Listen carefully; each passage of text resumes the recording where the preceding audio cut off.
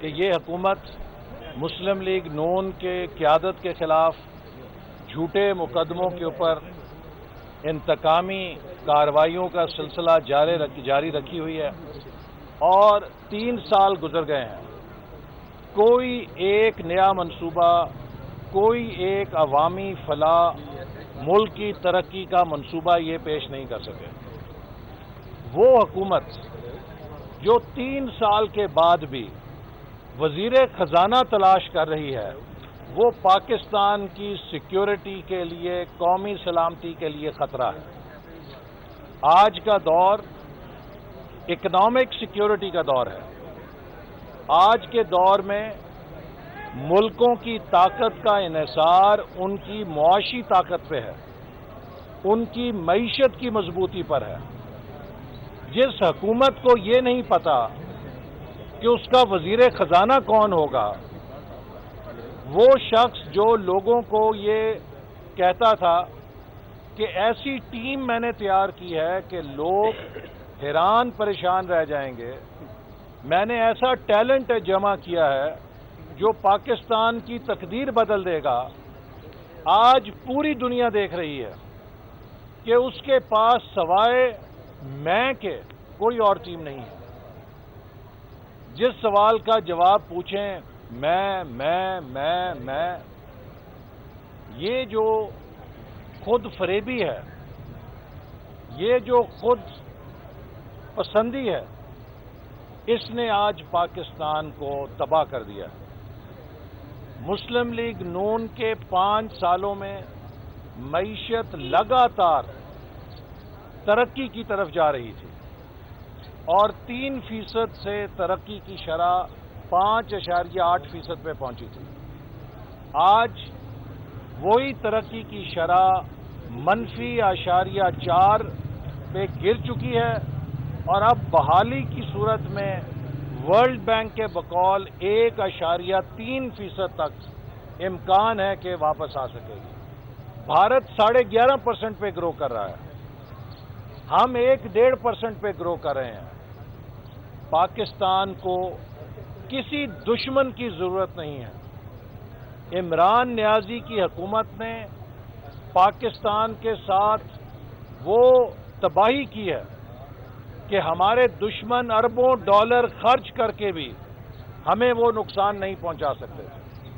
تو میں سمجھتا ہوں کہ اس حکومت کو مزید برداشت کرنے کا مطلب یہ ہے کہ ہم پاکستان کی قومی سلامتی کو داؤ پہ لگا رہے ہیں، کیونکہ اس حکومت کے پاس نہ معاشی پلان ہے، نہ معاشی ٹیم ہے اور نہ معاشی تجربہ ہے.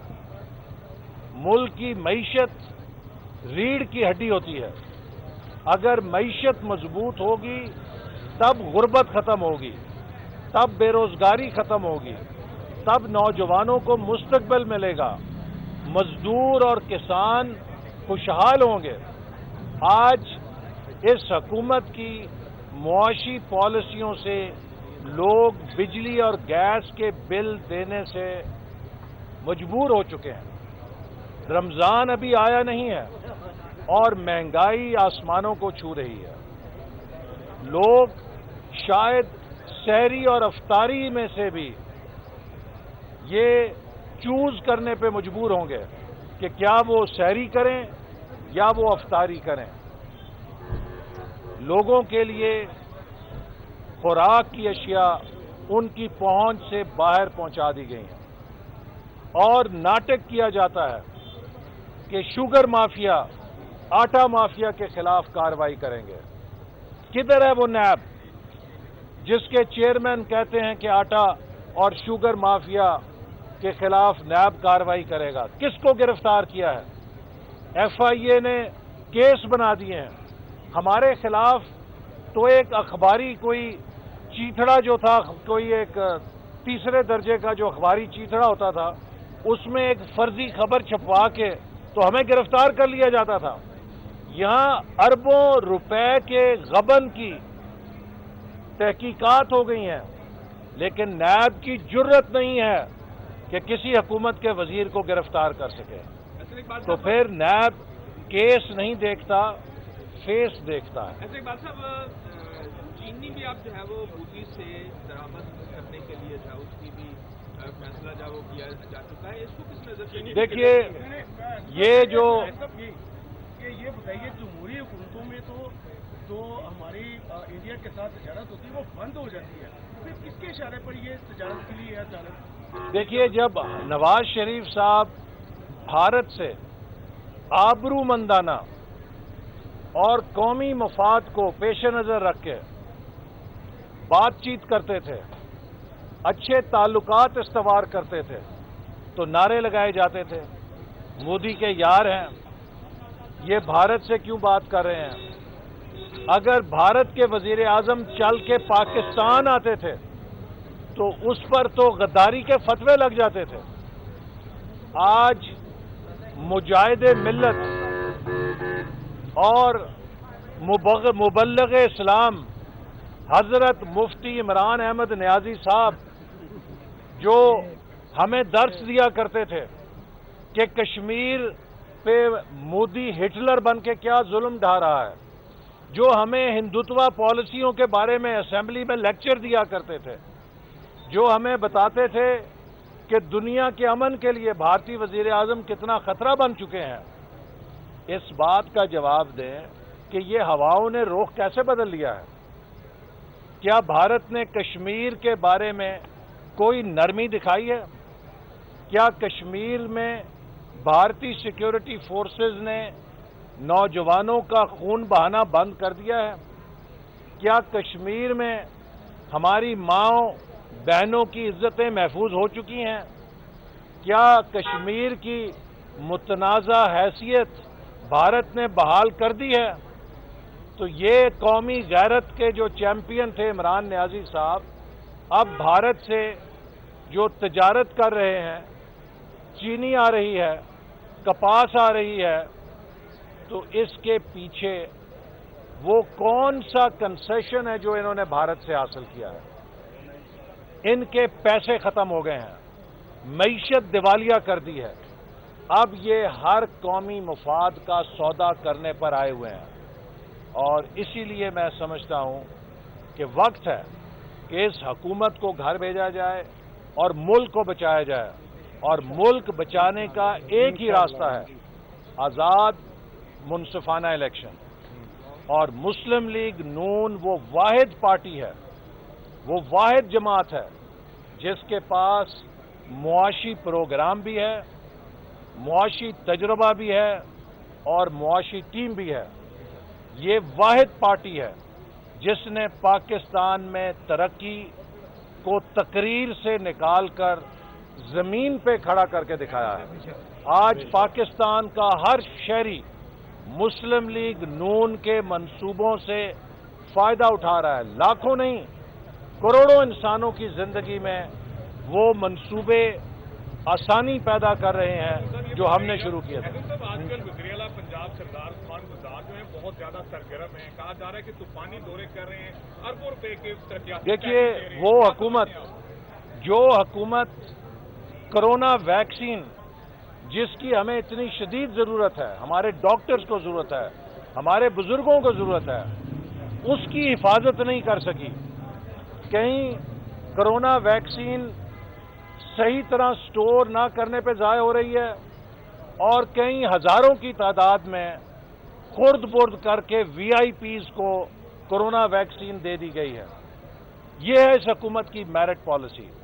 اور اس کے علاوہ پاکستان افغانستان کے برابر ہے اپنی آبادی کو کرونا ویکسین فراہم کرنے میں۔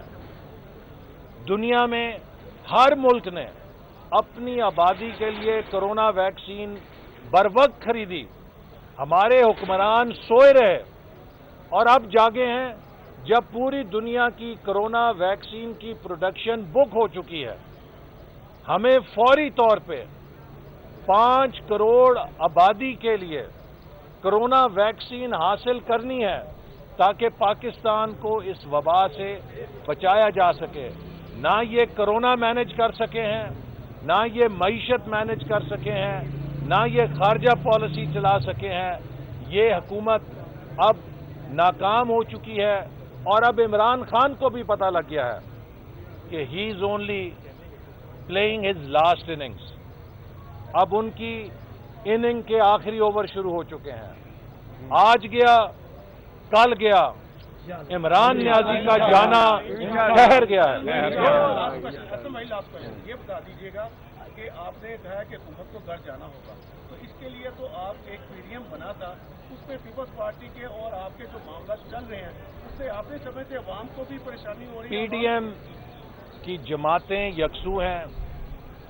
اگر پیپلز پارٹی نے ایک سرکاری جماعت کے ساتھ اتحاد کیا ہے لیڈر آف اپوزیشن کی نشست حاصل کرنے کے لیے، تو وہ بہت گھاٹے کا میں سمجھتا ہوں سودا ہے. اس وقت ہم ایک بڑی جدوجہد میں ہیں.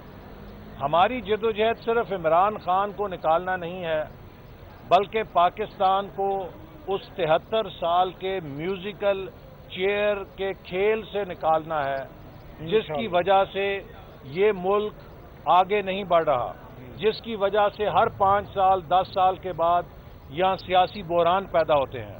ہم نے اس ملک کو دوبارہ کھڑا کرنا ہے اور جنوبی ایشیا کے اندر سب سے تیز ترقی کرنے والی معیشت بنانا ہے اور اپنے نوجوانوں کو ایک بہتر مستقبل دے کے جانا ہے.